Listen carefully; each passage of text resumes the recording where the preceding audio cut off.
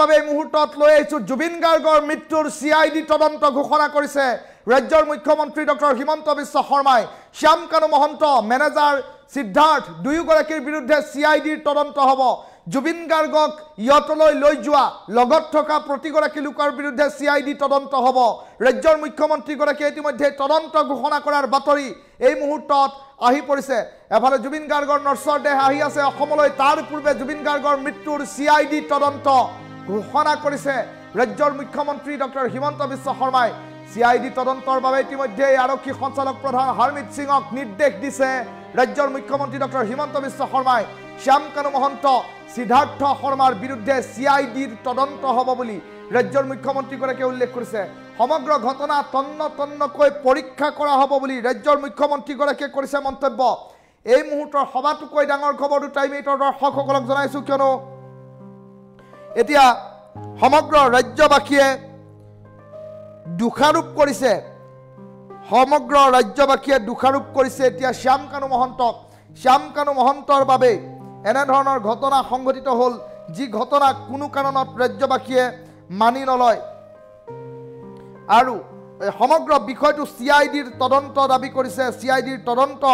নিৰ্দেশ দিছে ৰাজ্যৰ মুখ্যমন্ত্ৰীগৰাকীয়ে শেহতীয়াকৈ শ্যাম কানু মহন্তৰ বিৰুদ্ধে কেবাখনো এজাহাৰ কপি লাভ কৰিছে ৰাজ্যৰ মুখ্যমন্ত্ৰীয়ে সমান্তৰালকৈ ৰাজ্যৰ কেবাখনো থানাত গোচৰ ৰুজু হৈছে মৰিগাঁও থানাত ইতিমধ্যে গোচৰ ৰুজু কৰা হৈছে জুবিন গাৰ্গৰ মৃত্যুৰ CID তদন্ত মুখ্যমন্ত্ৰীয়ে ঘোষণা কৰিছে শ্যাম কানু মহন্ত আহিব তদন্তৰ আওতালৈ শ্যাম কানু মহন্তৰ সমানে জুবিন গাৰ্গৰ মেনেজাৰ সিদ্ধাৰ্থ আহিব তদন্তৰ আওতালৈ সমান্তৰালকৈ এই সকল লোকক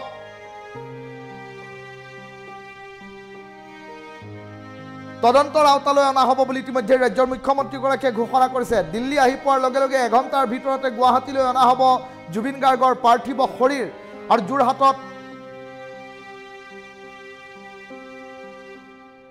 যোৰহাটলৈ জুবিন গাৰ্গক নিয়া হ'বনে নহয় সেই ক্ষেত্ৰত ৰাইজৰ সিদ্ধান্ত অনুসৰি ডিচিশ্যন লোৱা হ'ব বুলি ইতিমধ্যে উল্লেখ কৰিছে আলোচনাৰ মাধ্যমেৰে সিদ্ধান্তত উপনীত হ'ম বুলি উল্লেখ কৰিছে মুখ্যমন্ত্ৰী ডক্টৰ হিমন্ত বিশ্ব শৰ্মাই আৰু অন্তিম সংস্কাৰৰ বিষয়টো জুবিন গাৰ্গৰ ক্ষেত্ৰত কোনো সিদ্ধান্ত চৰকাৰীভাৱে নকৰি ৰাইজৰ দ্বাৰা কৰা হ'ব বুলি ৰাজ্যৰ মুখ্যমন্ত্ৰীগৰাকীয়ে উল্লেখ কৰিছে সম্পূৰ্ণ নিৰপেক্ষভাৱে বিষয়টো তদন্ত কৰা হ'ব বুলি ৰাজ্যৰ মুখ্যমন্ত্ৰীগৰাকীয়ে উল্লেখ কৰিছে আৰু ৰাজ্যৰ মুখ্যমন্ত্ৰীগৰাকীয়ে সুস্পষ্টকৈ এটা কথা উল্লেখ কৰিছে যে CIDৰ তদন্তৰ বাবে নিৰ্দেশ দিয়া হৈছে CIDৰ তদন্ত কৰা হ'ব CIDৰ দ্বাৰা সমগ্ৰ বিষয়টো তদন্ত কৰোৱা হ'ব আৰু শ্যাম কানু মহন্ত আহিব তদন্তৰ আওতালৈ ৰাজ্যৰ মুখ্যমন্ত্ৰীগৰাকীয়ে এটা ডাঙৰ মন্তব্য প্ৰকাশ কৰিছে জুবিন গাৰ্গৰ ঘটনাৰ CID তদন্ত ঘোষণা কৰিছে মুখ্যমন্ত্ৰীগৰাকীয়ে শ্যাম কানু মহন্ত আৰু মেনেজাৰ সিদ্ধাৰ্থ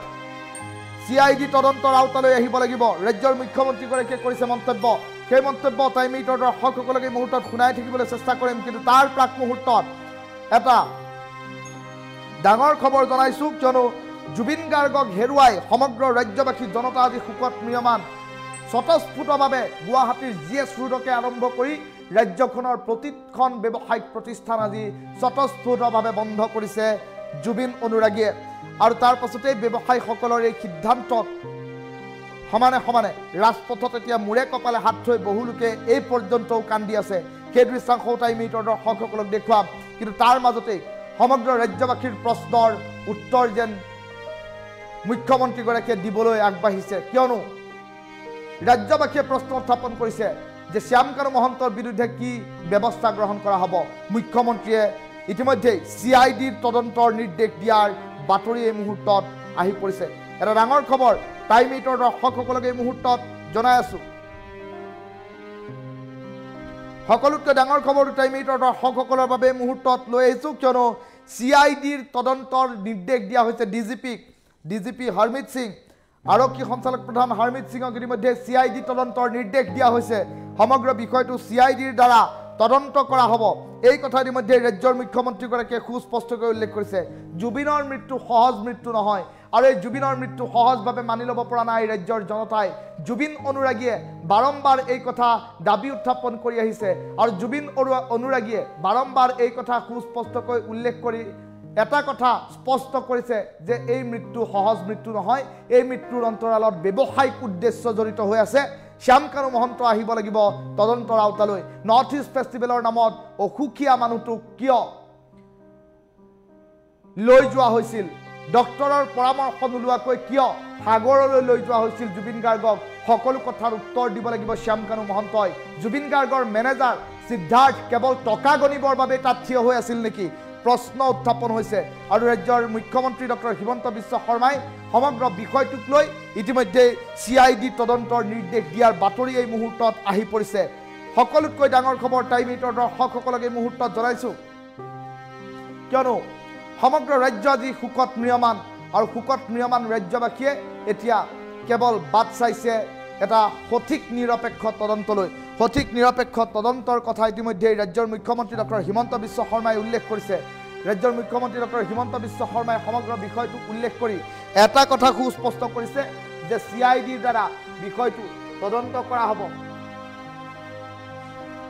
সিআইডিৰ দ্বাৰা সমগ্ৰ বিষয়টো তদন্ত কৰা হ'ব বুলি ৰাজ্যৰ মুখ্যমন্ত্ৰী ডক্টৰ হিমন্ত বিশ্ব শৰ্মাই উল্লেখ কৰিছে আৰু সমান্তৰালকৈ উল্লেখ কৰা হৈছে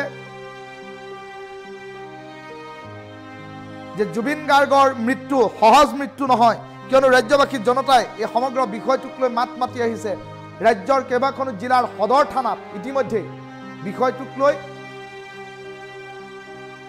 গোচৰ ৰুজু কৰা হৈছে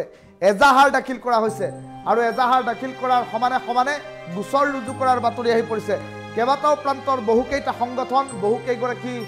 ব্যক্তিগতভাৱে বহুকেইগৰাকী লোকেও এজাহাৰ দাখিল কৰিছে মৰিগাঁও থানাৰ এগৰাকী অধিবক্তাই এজাহাৰ দাখিল কৰিছে ৰাতুল বৰা নামৰ সমান্তৰালকৈ নলবাৰীত প্ৰজন্ম নামৰ এটা সাংস্কৃতিক সংগঠনে ইতিমধ্যেই এজাহাৰ দাখিল কৰিছে শ্যাম কানু মহন্তৰ ওপৰত দেৰগাঁৱত এটা সংগঠন ওলাই আহিছে সমান্তৰালকৈ দিছপুৰ থানাটো এটা সংগঠনে ইতিমধ্যেই এজাহাৰ দাখিল কৰাৰ বাতৰি এই মুহূৰ্তত আহি পৰিছে টাইম 8ৰ দৰ্শকসকলক এই বাতৰি সবিস্তাৰে এই মুহূৰ্তত টাইম 8ৰ দৰ্শকসকলক জনাই আছো আৰু সমান্তৰালকৈ ৰাজ্যৰ মুখ্যমন্ত্ৰী ডক্টৰ হিমন্ত বিশ্ব শৰ্মাই আজিৰ দিনটোত সিআইডি তদন্ত নিৰ্দেশ দিয়াৰ সেই বাতৰিটো টাইম 8ৰ দৰ্শকসকলক জনাই আছো